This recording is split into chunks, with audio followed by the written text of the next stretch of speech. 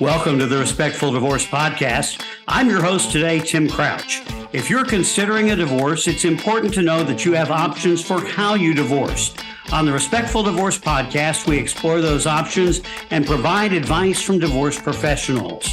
On today's edition of the Respectful Divorce Podcast, we're talking with members of Collaborative Divorce Solutions of Orange County, also known as CDSOC. Joining us today are Therese Fay, a collaborative divorce attorney, Carol Hughes, a mental health professional and divorce coach, and Christine Rushing, a certified divorce financial professional. Thank you all for joining us for today's podcast. Nice to be here. Thanks for having us, Kim. Yeah. So let me begin first of all by asking a simple question, and any of you can start this response. But what is CDSOC, or Collaborative Divorce Solutions of Orange County, and what do you do? It's an educational nonprofit that has existed for about 20 years, and our mission is to educate the public and other professionals about collaborative divorce. Our focus is on family law cases, and we help hone each other's skills and educate non-professionals about the processes that are available for divorce aside from litigation. So you're not a firm, you're individuals with your own practices who have come together into this not-for-profit organization. Is that right? That's correct. Nor are we a referral group. Okay. Or networking group. Our purpose, as Therese said, is to educate the public and other professionals who serve clients about out-of-court, peaceful, family-focused divorce processes. So your group is made up of divorce professionals, and would you kind of talk about each of the professions that are part of the collaborative divorce process, and maybe your roles individually in that as collaborative professionals? I'll start.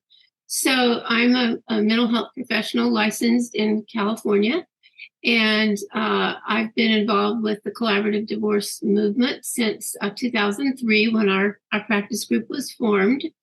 And I serve as either a child specialist, working with the children, bringing their voice into the divorce process, or a divorce coach, which is working with the parents and helping them learn communication skills, how to co-create agreements together, manage their expectations, co-create a co-parenting plan.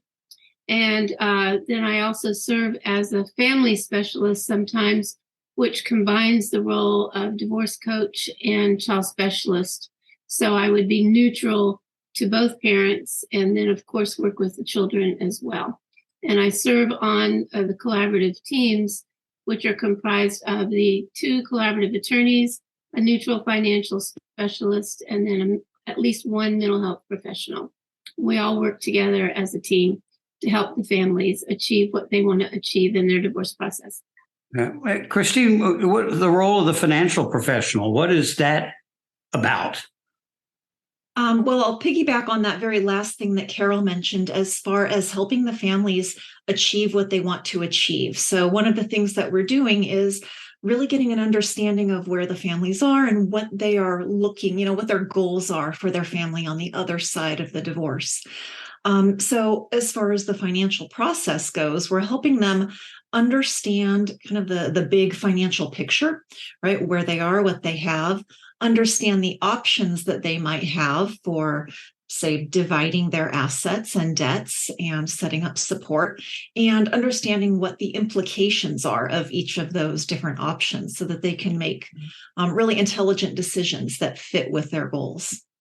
And then, Therese, how is the attorney role different from what an attorney normally does in a divorce case? Well, the simple answer is attorneys are held to the same ethical standard that they would be in a litigation case when they're doing collaborative work.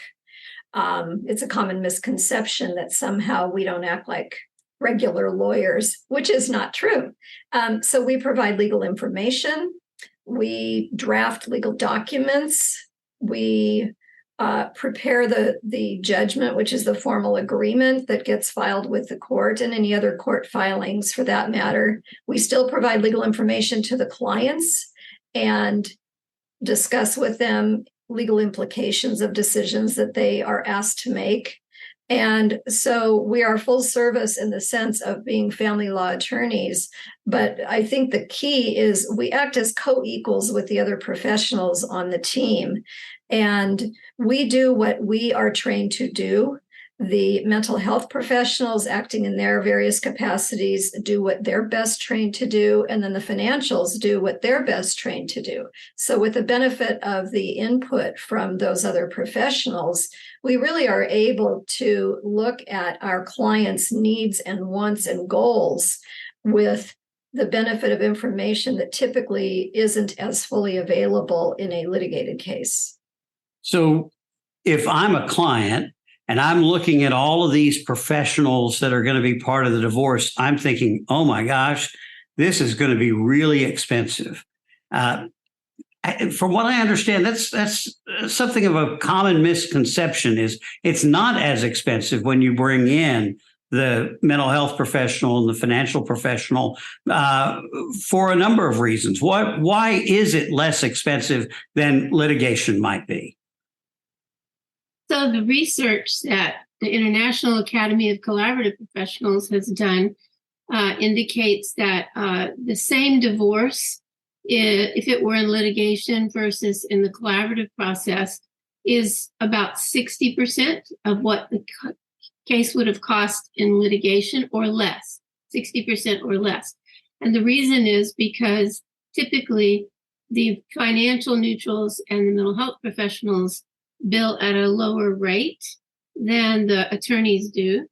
And we have, as Therese was saying, we have expertise that the attorneys don't have, and the attorneys have expertise that the financials and mental health professionals don't have. And so we're all working in our area of expertise. So it means that the clients are getting more expertise for the basic needs that they're saying, that they have, and we see that they have. So it's less expensive for that reason. And it's more effective because we're helping the clients, always helping the clients, learning how to what we call co-create their agreements. And it isn't someone telling them what their agreements are going to be. And so it's also more financially effective because the research shows that in collaborative, that the agreements that the parents make or the clients, if they don't have children, are more durable than if they're in a different process like litigation. I could also chime in about that. A large part of the reason why many cases take so long to resolve, as most cases do eventually, are the emotions that are involved. And so many of the decisions that people are asked to make in their divorces come down to business decisions, but they see them from a more emotional perspective. And so the mental health professionals are very helpful in getting people to think from the part of their brain that enables them to think in a more business-like manner. And the financials are also, all of the neutrals are very helpful at assisting the clients in thinking in that way, which is really a shift from the way many litigants think in the heat and the rush and the sometimes unnecessary waiting for resolution in a litigated case. And that the financial neutral sort of resolves, I think, maybe where some of the greatest fears lie in this question about how will I survive financially after this divorce? How do you do that? Well, you're absolutely right. There's a lot of fear surrounding all of those financial unknowns. And, we're taking a look at what future budgets might look like, what income is available, and really kind of laying out a plan for their what their financial future might look like, to give them something they can rely on for making decisions, because without that information presented in front of them, it's really difficult. Yeah. So let me just ask each of you, what attracted you to collaborative divorce, or why did you gravitate toward this area of practice? I'll start. My training is in family therapy. And over the years, working alongside attorneys who were only litigating in those days, I could see the sometimes not intended destruction that happened in families in the litigation process.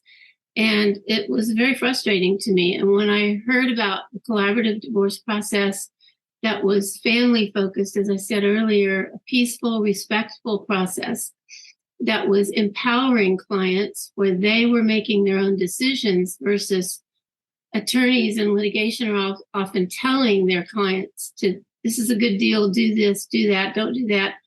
Or it ends up with the judge making that decision. And I've always, not to be disrespectful to the court, but I've also always said that a stranger in a black robe doesn't have to live with whatever he or she orders. So to me, it was about the peacemaking and empowering parents to make the best decisions for their children and for themselves, because they have to live with, what they're creating, and they should be the ones in charge, not strangers. Mm-hmm. Yeah. And Christine, what attracted you to collaborative? The idea that people could explore more options when it comes to how they want to reach a settlement, right? A lot more goal-oriented, as opposed to that litigation approach of, hey, what can we get? What does the law say? And rather taking a step back and looking at what makes sense for them and their family. Yeah. And then Teresa, I assume you'd been in the trenches. You'd seen some of those kinds of horror stories that people talk about. Was there a particular moment that you said, I really would much prefer to do this collaboratively than any other way? There were a number of moments, and I like the feeling that the clients have more control in the collaborative process, and they tend to, if they really embrace the collaborative process, I think many of them end up being better former partners, better parents as a result of the education and experience of collaborating.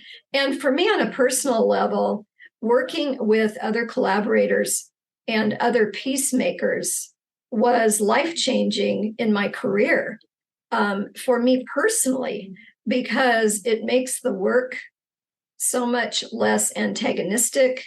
It makes the work more positive and proactive than it felt doing it other ways. And so it's been a blessing for me as a career attorney to be able to use my skills in this way, working more with people who embrace the collaborative process.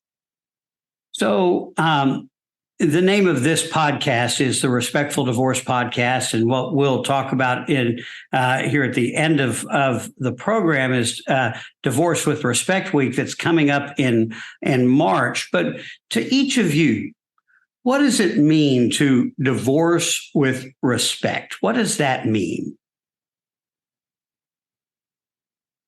Just off the cuff, to me, it means recognizing in your divorce process that you are becoming divorced from someone you have loved, someone about you have cared, and someone you probably still have some relationship with if you have children. And so it enables both partners to move forward in a way that they can continue to do that. If they have children, they are still a family, even though the marriage no longer exists. And so that would be my elevator version of what divorce with respect means. Yeah, Carol?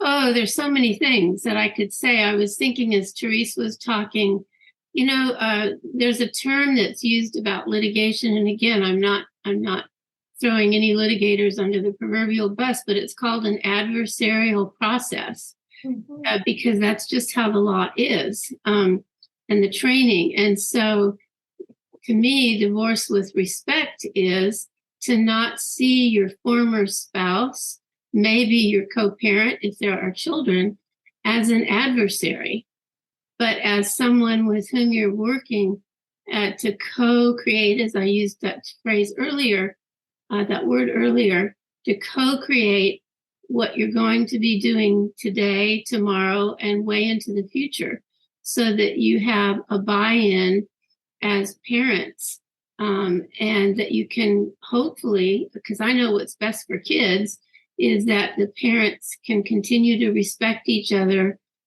as human beings and as their co-parent, because that's what's best for kids. And Christine, from your perspective?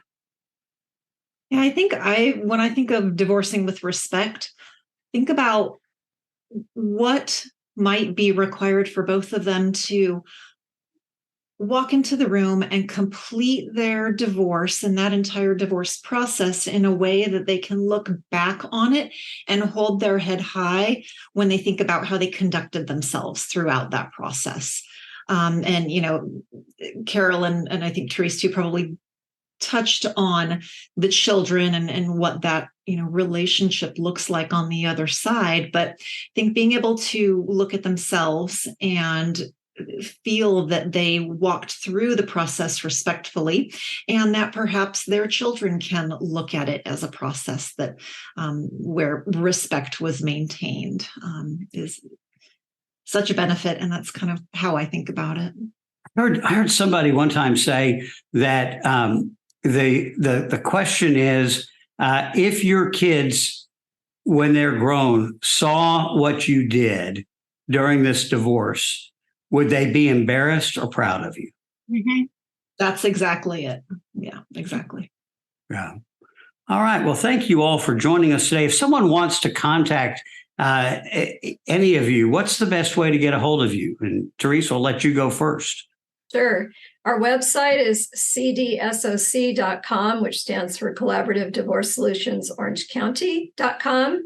There is contact information on the website, and that is probably the best way to do it.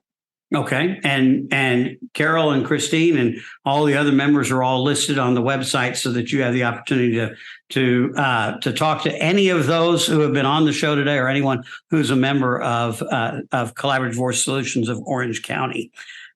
If you'd like to learn more about collaborative divorce and the professionals who are members, go to www.cdsoc.com. We'll have links in the show notes to the websites and also to each of our professionals who have been on today's podcast, to their websites. This reminder that Divorce with Respect Week is March 4th through 8th, 2024. For more information, you can go to divorcewithrespectweek.com. This is Tim Crouch reminding you that collaborative divorce is a better way to untie the knot.